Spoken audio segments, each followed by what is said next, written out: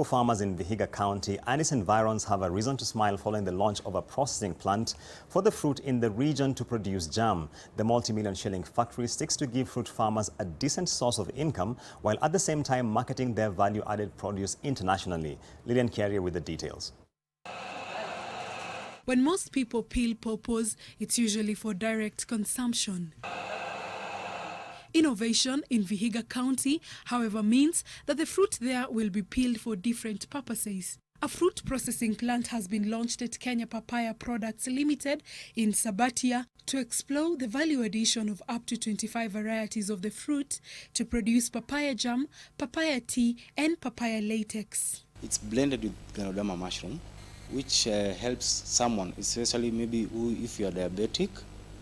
It balances the sugar levels in your body.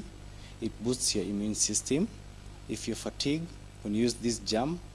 The raw material from farmers is sourced from Vihiga, Busia, Migori, and even from neighboring Tanzania.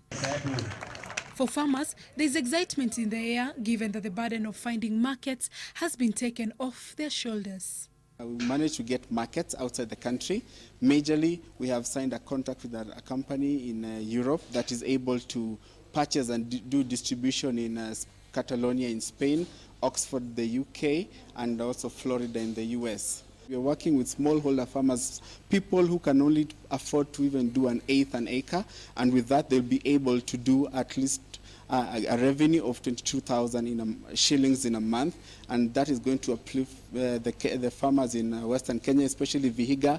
The factory is already selling 6 types of byproducts from the fruit and plans to expand its operations by scaling up the volume of fruit that it processes.